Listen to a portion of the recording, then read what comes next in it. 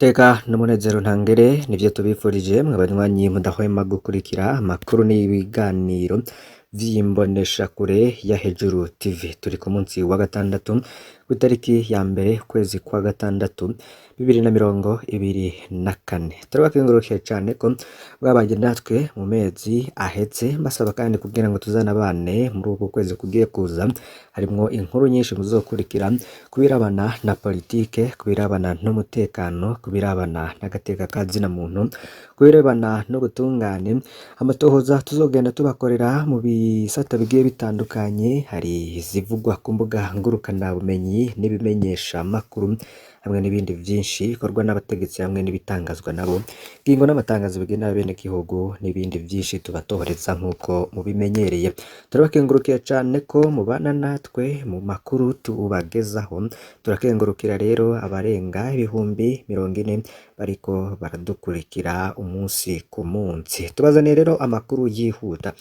Birashoboka ko ku munsi w'ejo woba warumvirije inkuru ivuga ko Evariste Ndayishimiye na delegation yiwe yoboba baremwe visa zo kuja mu gihugu ca Leta Zunze Ubumwe za Amerika.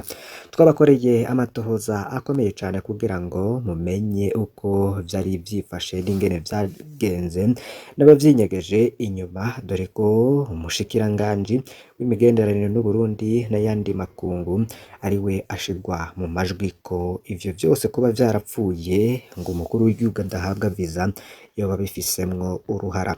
Harimwo kandi n'icuko Evariste Ndayishimiye yarashaka kugenza mu kibanza kitari iciwe, kuko hari umuntu umwe yari yatumiwe ariko hakifuzwa kujayo umukuru w'igihugu. Navyo turaza kubigarukako muri aya makuru, niyo ngingo ya mbere turaza kubaganirako ku buryo burambuye.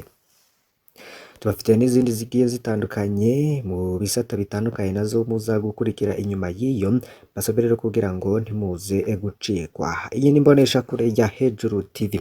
Utari wafyonda kuri subscribe canke sabone, nawe fyondako kugira ngo utazocikwa n'amakuru tuzogenda tubashikiriza uyu munsi canke mu minsi iri imbere. Turabahaye ekaze.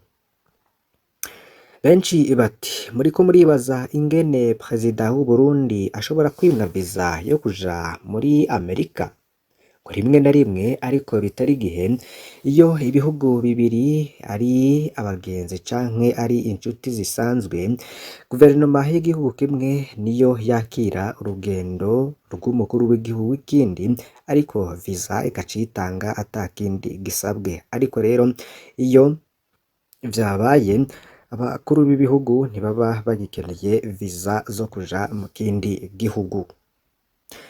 Abakuru b'ibihugu rero bo ntabwo bigira kuri ambasade canke ku buserukizi bw'igihugu runaka bagiye gukora interview yo gushaka visa, ahubwo impapuro zabo n'ibindi vyangombwa vyabo bakenera babihereza ubushikiranganji bujejwe harimwo imigenderanire n'igihugu cabo n'ikindi gihugu, bakandika note diplomatique canke ikete ryerekana ko umukuru w'igihugu ariko arasaba visa, ndetse bakajana passport y'umukuru w'igihugu nayo ikaba irimwo muri iyo dosiye. Hama ubushikiranganji bujejwe imigenderanire y'igihugu n'ikindi akaba arivyo bijya kubitanga muri ambasade. Ariko rero muribaza ingene umukuru w'igihugu Evariste Ndayishimiye yankiwe visa yo kuja muri Amerika. Dore uko rero vyifashe. Kuba ambasade y'u Burundi yarimye visa umukuru w'igihugu Evariste Ndayishimiye, nuko basanze ata ngingo ifatika ku rugendo umukuru w'igihugu yaragiye kugirira muri Leta Zunze Ubumwe za Amerika. Ico ca mbere banze mucumbe. Ahubwo nuko umukuru w'igihugu Evariste Ndayishimiye yarashaka kuja mu nama yiga ku vy'uburimyi, aho iyo misiyo yari igenewe ko izotuma umukuru wa Isabu ariwe ajayo, ahubwo ngo umukuru w'igihugu siwe yari akwiye kujayo canke umushikiranganji. Mwiyumvire rero ingene Leta Zunze Ubumwe za Amerika canke ubuserukizi bwayo Bujumbura ntabwo bari bazi ivy'iyo nama, kuko ari inama ntoyi cane. Ahubwo nuko abajejwe ubushikiranganji bw'imigenderanire y'u Burundi n'amakungu bo bari bizeye ko umukuru w'igihugu Varisito Ndayishimiye aramutse agiye muri Leta Zunze Ubumwe za Amerika ashobora kubonana n'umukuru w'igihugu ca Amerika Joe Biden ndetse n'umushikiranganji w'imigenderanire ya Amerika n'amakungu, ariko iyo nama yo ntabwo ari umukuru w'igihugu yari akwiye kuyitabira, ahubwo yari irabana n'iy'uburimyi vyari kugibwamwo n'umukuru wa Isabo. Mu busanzwe kandi umukuru w'igihugu iyo hageze mu bice bitandukanye vy'inama yaragiye kwitabira, ntabwo umukuru w'igihugu aja gutonda imirongo kuri immigration, ahubwo vewe biba bizwi cane ko n'ubundi agiye kuza, dore ko aba yashizwe no mu bashitsi b'iteka, agera ku kibuga c'indege ikindi gihugu kiza kumwakirana yompi. Ariko rero murumviriza ingene banse ko umukuru w'igihugu Varisito Ndayishimiye aja muri Leta Zunze Ubumwe za Amerika, kuko yari ashaka kwitabira inama itari rwiwe, siyo rero yari akwiye no kwitabira nk'uko rero twabibasiguriye. Niho rero haturutse imvo yuko umukuru w'igihugu na delegation yiwe boba baremwe visa yo kuja muri Leta Zunze Ubumwe za Amerika.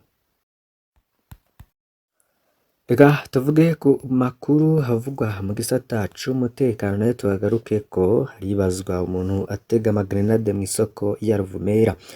Abatembereza ibidandazwa vyabo ntibacemerewe gukorera mw'isoko nkuru ya Ruvumera iri mu zone Buyenzi mu gisagara c'ubudandaji Bujumbura kuva kuri uyu wa gatatu heze. Abadandaza rero bazokoresha kandi n'imiryango ibiri gusa mu kwinjira n'umuryango umwe mu gusohoka. Ni ingingo rero yafashwe ku wa gatatu nyuma yaho hatorewe amagrenade atezwe mw'iryo soko, hagahagarikwa n'umwe mu bagabo bafise grenade bw'amasoko y'iyo nkuru. Ariko gushika ubu indongozi z'Uburundi rero ntiziravuga ababikora. Iyo soko yaraswe guturirwa ku wa kabiri Rusama guheze bitumwe na grenade yatezwe mu vyuma vy'umuyagankuba wa Regideso.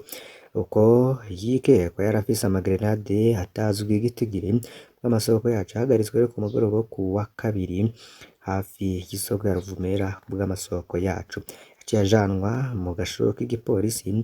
Yaravuze ko abo bakorana n'ababatuma, niko bivugwa n'umwe mu badandariza mw'isoko ya Ruvumera.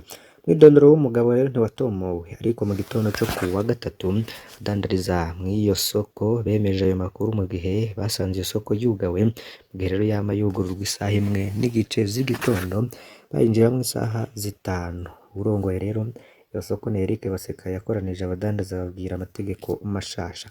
Kuva ubu rero abadandaza bazohora bakoresha imiryango ibiri iri mu burengero bw'isoko mu kwinjira, hanyuma basohokere mu muryango umwe uri mu buseruko bw'iryo soko.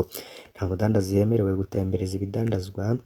Abamasayi bari bemerewe gukora urwo rudandazwa mu bihugu vyose vy'akarere ka Afurika y'ubuseruko barabujijwe, nta n'umwe rero avuyemwo. Niko vyashikirijwe na Eric Baseka mu nama yari itemerewe kujamwo abamenyesha amakuru n'abo kuri radio n'imboneshakure vy'igihugu, nabo bakaba barankiwe kujayo.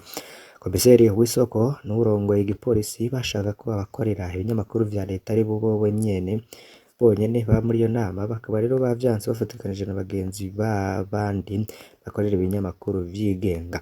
Se mu vy'ukuri ni bande batega ayo magrenade? Ku wa gatatu rero abadandaza bakemeza ko amagrenade atezwe mu bibanza vyo kudandarizamwo yatoye imbere y'isoko rya Ruvumera, nta n'imwe yigeze iturika. Ngo biragoye rero kumenya neza vy'ukuri abatega ivyo bisasu, kuko ku wa kabiri Rusama uheze haratse umuriro mw'iyo soko. Igipolisi kijejwe gutabara no gukinga impanuka caratabaye vyihuta. Amasoko y'iyo nkuru rero uwo muriro watumwe n'ivyo biturika vyatezwe mu vyuma vy'umuyagankuba.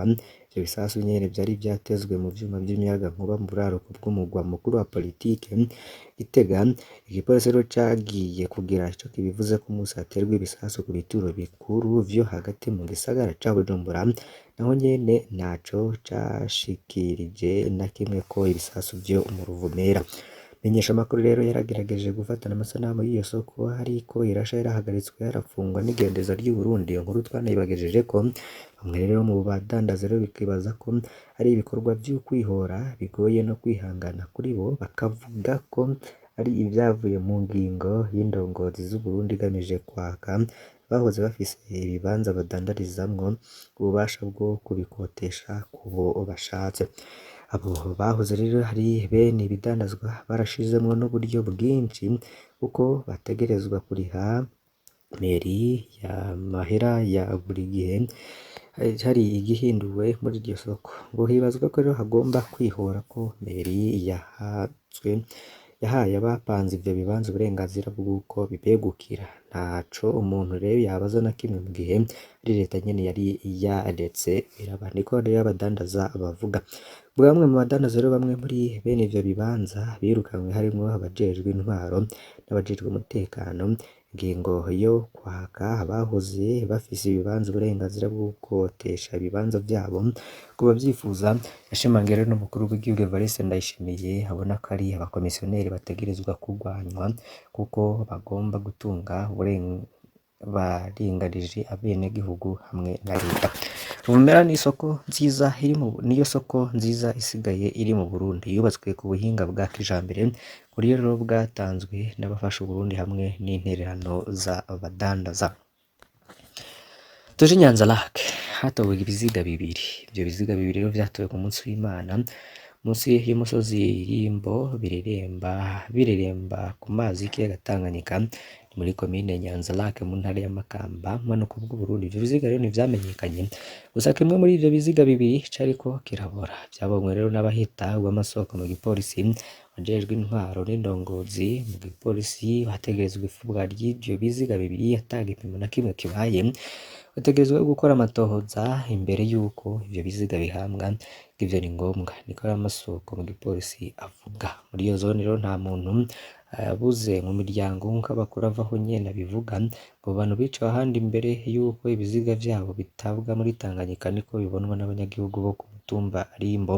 Ivyo biziga rero bibiri biciye bishitse abantu 4 bishwe mu ntara ya Makamba mu kiringo kidashika indwi imwe. Abanyagihugu rero bakaba basaba amatohoza yigenga kugira ngo hamenyekane uburyo bishwemwo, bitabaye uko ngo nk'uko bivuga akarere kacu gakwa kuba nk'akaburi nk'uko rero babivuga.